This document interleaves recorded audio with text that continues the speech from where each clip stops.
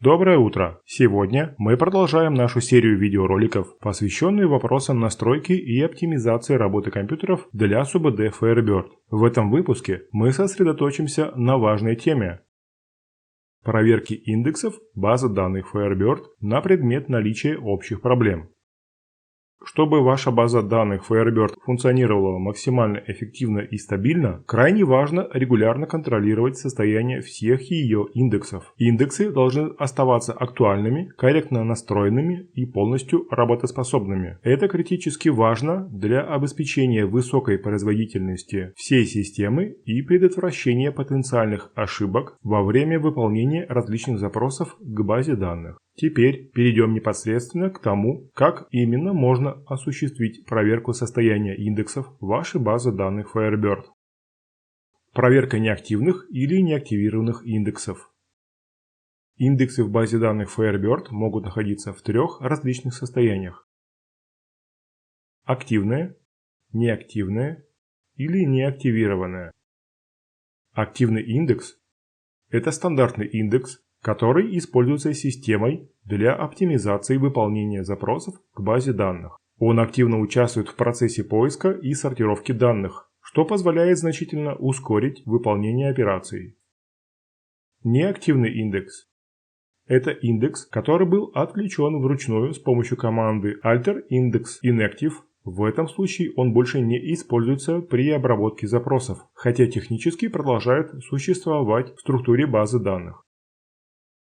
Неактивированный индекс – это индекс, который должен был быть активирован в процессе восстановления базы из бэкапа с помощью утилиты gback, однако не был активирован по причине возникновения ошибки, нарушения целостности первичного ключа, вторичного ключа или уникальности индекса. В идеале неактивированных индексов в базе данных быть не должно. Индекс, находящийся в неактивированном состоянии, не используется оптимизатором запросов, следовательно, он не участвует в оптимизации выборок данных. Проверка состояния индексов.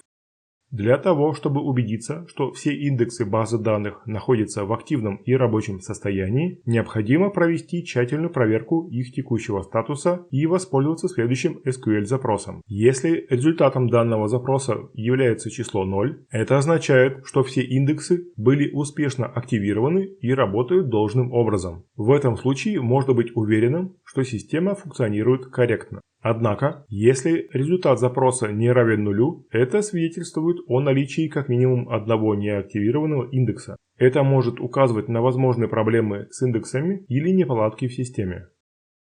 Чтобы определить, какие конкретно индексы находятся в неактивном состоянии, необходимо выполнить дополнительный запрос. Этот запрос позволит получить более подробную информацию о текущем статусе каждого индекса и поможет выявить те, которые требуют внимания. Этот запрос вернет имена всех неактивированных индексов вместе со значением поля rdb_index_inactive. Значение 1 говорит о том, что индекс не активирован, тогда как значение 3 говорит о его частичной активности или неполной активации.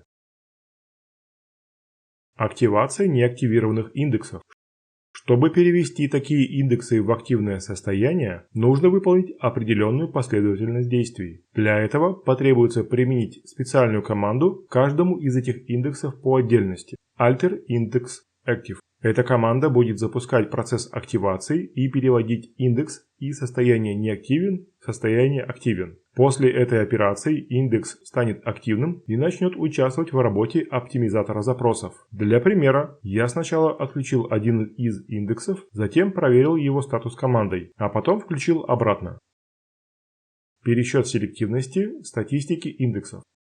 Оптимизатор запросов в системах управления базой данных Firebird и Interbase принимает свои решения, опираясь на два основных параметра – размер таблицы, cardinality, и селективность индексов, selectivity. Селективность индекса показывает, насколько эффективно этот индекс помогает находить необходимые данные среди большого количества записей. Высокая селективность обеспечивает более точные и быстрые запросы, которые используют соответствующий индекс. Селективность индекса рассчитывается как величина, обратная числу уникальных значений в индексируемом столбце или нескольких столбцах. Это значит, что она вычисляется путем деления единицы на количество этих уникальных значений. Например, если у вас есть индекс по первичному ключу для таблицы, которая содержит 10 тысяч записей, то селективность данного индекса будет равна 1 десятитысячная. Если в той же таблице есть столбец с 10 различными значениями, то селективность индекса по этому столбцу составит 1/10.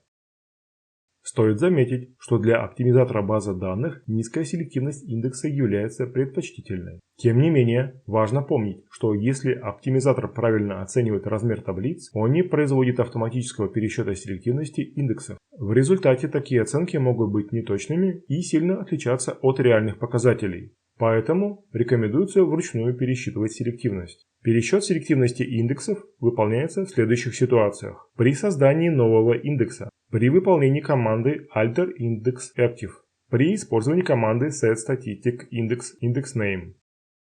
Давайте рассмотрим такую ситуацию. Вы создаете новую таблицу, добавляете к ней индексы, а затем заполняете ее данными. До того, как будет выполнен ручной пересчет селективности, значения селективности для всех индексов этой таблицы будут равными нулю. Еще одна ситуация. Вы создаете таблицу, задаете для нее индексы, наполняете ее данными, делаете резервную копию и восстанавливаете базу данных. При восстановлении индексы воссоздаются заново и их селективность обновляется. Далее вы вносите изменения в данные одной или нескольких таблиц, например, добавляете, удаляете или изменяете примерно 30-40% строк. После таких манипуляций текущие показатели селективности теряют свою актуальность. Чтобы посмотреть актуальные значения селективности индексов, можно использовать специальный SQL-запрос. Важно отметить, что селективность неактивных индексов будет отображаться как -1.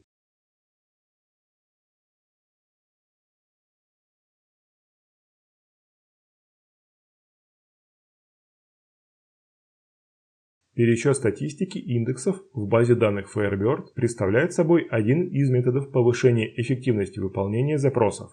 Статистика индексов предоставляет системе Firebird данные об их селективности, что помогает оптимизатору запросов выбрать наилучший план исполнения того или иного запроса.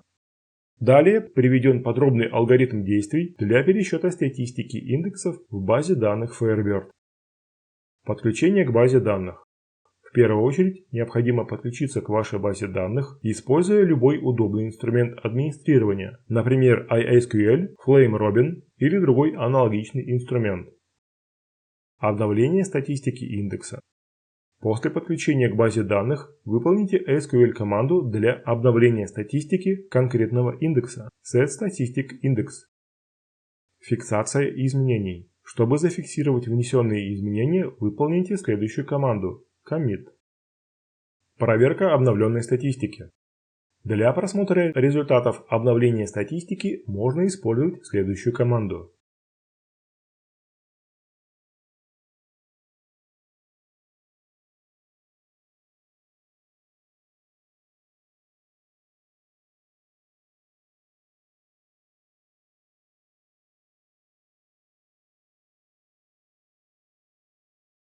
Выполнение этих шагов позволит вам поддерживать актуальные статистики индексов и тем самым улучшить общую производительность вашей базы данных Firebird.